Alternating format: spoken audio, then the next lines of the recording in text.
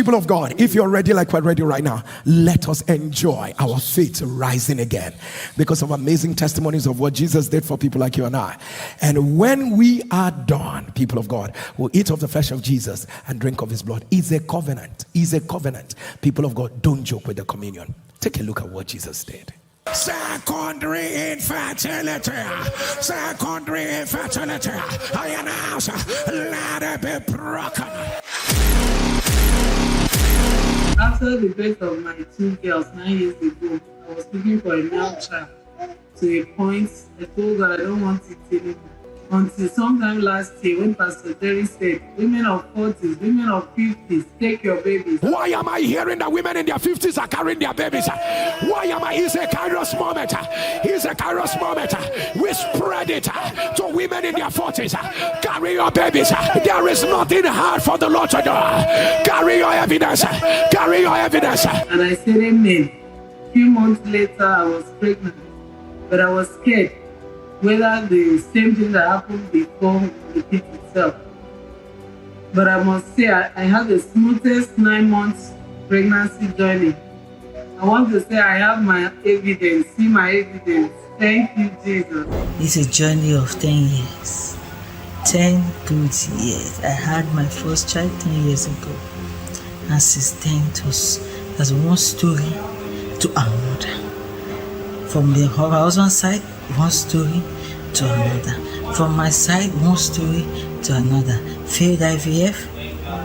In fact, so many stories. Blocked tubes, damaged tubes, toxic fluid in tubes, hormonal imbalance. So many.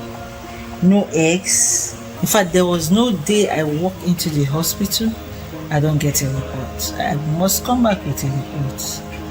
In fact, when I called my doctor to say, Doc, I am pregnant, you know what my doctor said? It is not possible, madam. I carried my baby for 9 months. I had my baby. His name is Elroy Ezelma Emoti.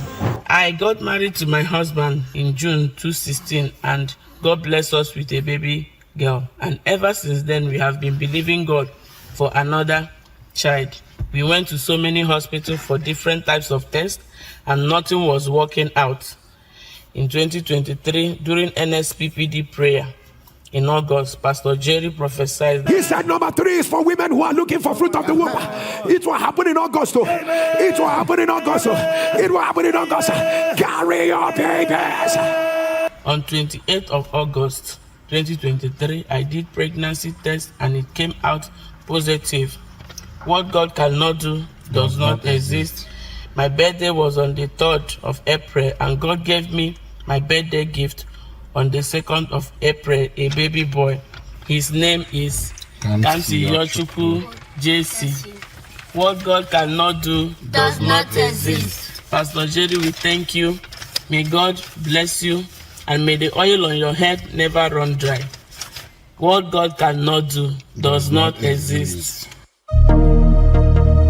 My name is Evie. I'm giving this testimony from United Kingdom. I'm here to say that what God cannot do does not exist. This testimony is about my son. In the year 2022, when he turned 3, he wasn't talking.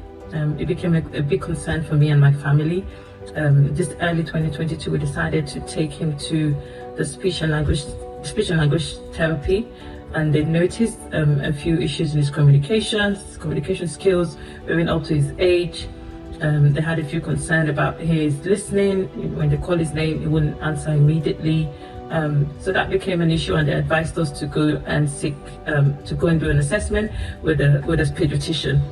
By the time we got to the end of 2022, things were not improving. It had actually gotten worse. Me and my family, we kept praying, but we weren't seeing any changes. By the time it was October 2022, the 19th of October, before the 19th of October, I'd started thinking in myself to accept my son the way he was, accept him the way he was, go for an assessment, and move, so that we could move on with our life. I felt like he had held us back for so long. I wanted to just get him professional help. The night before the 19th of October, I literally cried myself to sleep, just thinking of what to do, feeling very hopeless. I'd given up hope, my faith had dwindled. But on the 19th of October, God gave his word, and God said, the devil, just yesterday, the devil began to tell you to accept this negativity over your son. The Lord says it is an attack, and the Lord says no. I don't know the family God is talking to, and God is saying, this is not the destiny of your child. And the Lord said, don't accept it. Only yesterday, the devil began to tell you, you must have to accept this, that it has become a part of this child. I don't know who you are, but by the power that raised Jesus from the dead, I speak prophetically over the life of that child. That is not the destiny of that child. The attack on the child is not the destiny. Autism is not the destiny. Slow development is not the destiny of the child. In this miracle service, we command, let the chain break by fire. Pastor Jerry, that word was my word, because it was exactly what I was thinking. I started to think about accepting it. It was weird because I didn't discuss it with anybody. It was just a thought I was thinking in my head. I had not discussed it with anybody. But Eloi, the God that sees, the God that knows, he saw me. He saw what I was. He saw my mind. I'm so grateful to him. I'm so grateful to him. We started to see improvement. But by the time we got to his birthday, Pastor Jerry, it was as if a tap opened. You know when they lock tap? But this time when they opened the tap and the water gushes out, that is how his words were gushing out. Non-stop. There's nothing you would ask him that he cannot answer you. He will say words that, members of my family will look at each other and be like, did that word just come out of this boy? Pastor Jerry, God has been amazing. I'm so grateful to you. I'm so grateful to your team. I'm so grateful for your connection that you have with Abba. I'm so grateful for the time that you spent praying for us, praying for children. Pastor Jerry, please do not stop praying for children. Your prayers are going a long way. Your prayers are keeping us. You've helped our faith to be steady.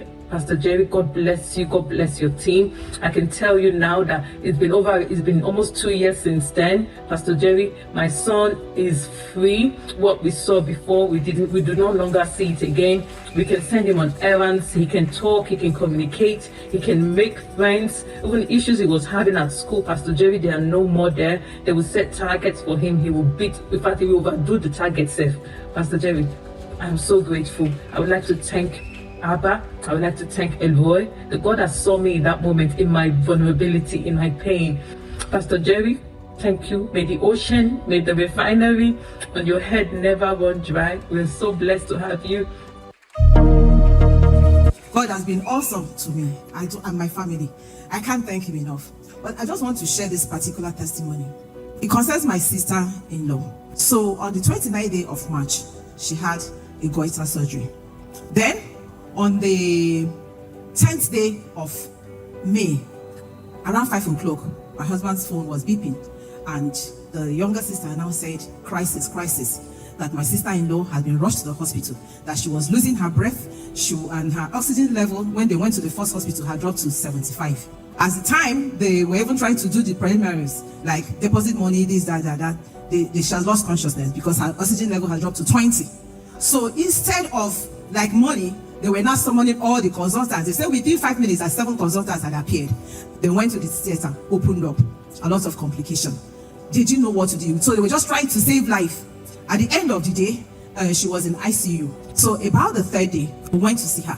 We were all devastated. All the gadgets, everything you can think of was, stuck to her. So we went home. It was 14th of May. I remember I kind of overslept. What also woke me up was the beeping of NSPPD, that's sharing and all that. I now opened my phone. I was looking at my phone. I turned to NSPPD. I just said, God, all this was just going on in my mind. I said, Father, Lord, my problem now is this. I don't even know where to begin. We're so worried because something similar had happened before to the older one in the US, and we lost her. So it was a big thing for the family. We didn't know what to do. Everybody was praying. And I said, God, usually during testimony time, people will say, I asked God to put it in the mouth of your servant, and he said it. In my mind, I would just say, how about if I say this? And Papa does not mention my case. I know Papa is like more than connected to God, like more than NEPA cable. But I was like worried, and I was afraid, and I was just wondering what will happen. And I said, God, if he says it, I will take it to the hospital. I'll pray it for her. God, I'm going to testify. I was just saying all the things I never uttered anything, word out. Everything was just going on in my mind. Oh my God, oh my God, oh my God, oh my God. What am I seeing? What am I seeing? A complicated goiter surgery. Let it be reversed. Let it be reversed. Oh my God, it's a goiter surgery that became complicated. A goiter surgery. It became complicated. The devil is a liar. By the power that raised Jesus from the dead, let it be reversed. I was like, is this for real? There's a Roy that sees me. This one, a Roy that is like going inside my mind. How? I was jumping. I now went to the hospital. I played it for her. Sunday evening, that same Sunday evening, I was going through the family platform. I now saw a post from my younger one. He said, my sister-in-law, the son was so excited when she came back to from hospital on Saturday. My husband said, is she back? I was like, is she back? I called, he said she was back. Hey, came back that Saturday. The next day, on being Monday, I went to her house. The person who was just taking sipping pap was eating ube noka. And I was like, is this you? She was all over the place. The doctor who did the first surgery said he did not even know what happened. And this is the first time he was having such a case of complication, because they said the vocal cord was paralyzed. I was happy because she was still writing. She couldn't really talk unless she puts that thing so that I could hear her. The doctor said the vocal cord was paralyzed and that it's about 6 months before we start expecting any kind of change. The next day, what did I say on the platform? Breaking news. Time for testimony. What God cannot do does not exist. She has recovered her voice. I was like, she has recovered her voice. She could not, somebody who could not talk. And the doctors gave her, like, they told us 6 months before we can start expecting any change. I could not believe it. I was like, is this for real? Is this for real? And I said, I was even like, working with trepidation. I said, how about if I call her that? And I called her. They said, wifey, hey, your voice, this voice that we've not heard for a long time. I was so excited. God perfected everything. They had removed the tube. She had recovered her voice. She had recovered everything. And I'm like, God is a God of restoration. What God cannot do does not exist. What God cannot do does not exist. Papa, I don't know what to say. I'm so overwhelmed because for me, the high point was like something I was just thinking in my mind. Papa uttered it. This one is there. More than cable, not more than NEPA cable. The connection between Papa and God is awesome. If I were to, I don't even know what to say. I'm so excited. I say, Papa, like everyone will say, may the oil on your head never run down. It will never run down. Now here we day. Would they pray? What God cannot do does not exist. What our God cannot do does not exist. My name is Mary. I'm recording this video from the United Kingdom. It happened sometimes last year. I woke up in the morning and noticed a swelling on my left eyelid. I didn't think much about it, but after a few days, I noticed that the swelling was becoming bigger and also I could feel lump. I had to go to the ophthalmologist who started me on steroids. But whenever I finished the course of the steroid, the swelling will come back. This time around, it came back and it involved both my upper eyelid and my lower eyelid.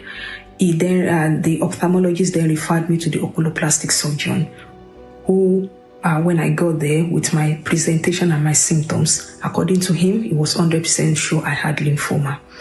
On hearing that, I started praying on the altar of fire, and my husband said, maybe this is the reason why God connected us to this altar. So we were not afraid, we kept praying. Then the day for the biopsy came, they did biopsy, and because I work in the same hospital, he sent an urgent email to the histopathologist, and he copied me in the email, and from the tone of the email, it was as if he was 100% sure that it was lymphoma, and he told them that they should do the pathology as quick as possible because she's a member of staff, and if his thoughts were correct, I mean, if the pathology results confirm the diagnosis, that they should refer me to the lymphoma MDT. When I saw that email, I broke down and I shed tears, but my husband kept encouraging me. The next day, the doctor called me and he said, "Mary, congratulations. This is not what I thought. I am so surprised that this is not lymphoma, because this is exactly how lymphoma behaves. But we have another problem. Although it is not lymphoma, but it is what they call ocular sarcoidosis." So I said, "Okay, thank you." And I went back to God. I went back to the altar. I said, "God, I thank you, because what the doctor thought it was not. So I thank God, because my first miracle is that it was not lymphoma. Then God, my second miracle is that whatever ocular sarcoidosis means, it will be destroyed by fire." So I started putting that again on the altar of fire. Then I went back to a follow-up clinic. But by the time I went back to the follow-up clinic, the swelling came back, and the lump, they already removed the lump during the biopsy, but the lump came back. So it was like back to the beginning.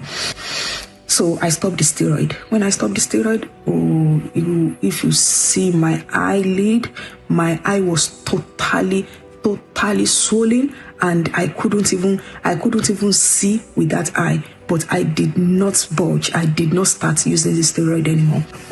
On the 17th of April 2024, we were on the altar of fire, and Pastor Jerry mentioned ocular sarcoidosis be reversed by fire. I see it written in front of me. Ocular sarcoidosis. Ocular sarcoidosis. If you are the one, put it on the live stream. The devil is a liar. I announce, let it be reversed. Immediately mentioned that I was 100% sure that I was healed. The first miracle I noticed was that after the word of knowledge came, I could feel that the lumps were getting smaller. My eye that was so swollen that I barely saw with it due to swelling, they are all clear now. So I appreciate God. I want to appreciate God Almighty. I want to appreciate God of this altar. And I pray that the oil on your head, Pastor Jerry, will never run dry. My name is Ikem Nokoye. I lived in Australia for 10 years. So, living in Australia, I labored for 10 years, and everything I worked for, I lost it in a year. Like, everything. My house, my business, my job. So, up to a point, I was having suicidal thoughts, I went really down. Someone who's living up high went with nothing. Then, I didn't know Jesus at that time. I felt like I had everything, but not having Jesus was it was nothing. I didn't have anything. The day I'm meant to commit suicide and stuff like that, my mom called me. She said, "No matter what, you have a family back in Nigeria. Come back home." She cried. I came back to Nigeria about 3 years ago. I came back with nothing, not even $1 to my name. Everything. I came back with zero, everything I lost. It was difficult for me. I didn't know where to start from until I attended a wedding event. I met a high school friend, a secondary school friend. So I was sharing my difficulties and challenges to him, and he said to me that all I need is Jesus. And everything will be restored back to me. And to me, I was like, oh man, I need help when you're telling me of Jesus. What do you mean? What do you mean? And he said, come to church, come to Streams of Joy. And I came to church that very Sunday. I was sitting right behind, I was sitting in the back, and Papa was preaching. And it was like, everything he was talking about me. It was touching me. I was like, all right, let me get this very well. I stayed for the second service. Papa was preaching again. It was like, forgive yourself, forgive everything that has happened, and you see how your life will come back to life. I said, okay. I stayed for the third service. I was enjoying the word, everything was like, I was having these feelings. I've never felt this before. I stayed all the 4 services. Then I became an NSPPD. I said to God, if this is true and you did it for them, you will do it for me. So I started joining every morning. I was paying my tithes. I was giving offerings online. changes. I was experiencing some changes in my life, and I was growing differently. Everyone was like, hey bro, what's up? What's up with you? What's happening? I'm like, man, there's this NSPPD prayer every morning, and they were like, oh, okay, they've heard of it. I started doing this business just gradually. From there, everything went boom. Like financially, someone who came back to Nigeria with nothing. Now I'm into importation, and it's a big business. It controls millions of dollars, And now, right now, as I'm speaking to you, we are in talks of going to Norway to bring more goods to Nigeria, and everything has to be through me. This is a space of 1 year. This is just a space of 1 year from someone who had nothing, and today now I'm just like in control of millions of dollars in Nigeria and everything, man. I feel like anyone who is out here who doesn't, you feel like you've lost everything, you don't have any hope. I'm here to encourage you that He did it for me, that He will do it for you. That no matter what it is that you're going through, that He's the Most High that we serve, that there is fire on this altar. No matter what it is, there is fire here. There is fire. Now my friends are calling me from Australia. I'm like, they're asking me now, when are you coming back? I'm not going anywhere, Papa. As long as you are here, I'm here with you. Whatever you do here, I'm here with you, Papa. I'm not going anywhere. Thank you so much. I love you, Jesus. I love you, Papa. Thank you so much. Celebrate our God. Celebrate our God. Celebrate Jesus. Celebrate Jesus. Celebrate Jesus. Celebrate Jesus. Give the Lord a loud shout. Give Jesus a loud shout. Give Jesus a loud shout. Jesus, yeah. You have done it again. Jesus, yeah. In your special way, what was impossible, you made possible. Jesus, yeah. Somebody shout, the Lord said yes. I know no sinner, so you be all. I know no sinner, so you be all. God of NSPPD, I know no sinner, so you be all.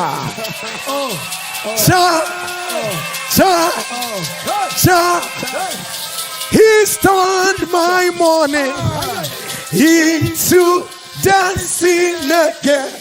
He lifted my sorrow. I can't stay silent. I must shout, for His joy has come.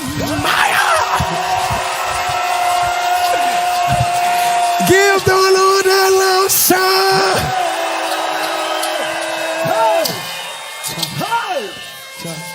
Jesus. There are no words. There are no words. There are no words. Where do we begin from? Where do we end? The changer of stories. Look, see God now. See God. See God. See God now. See God.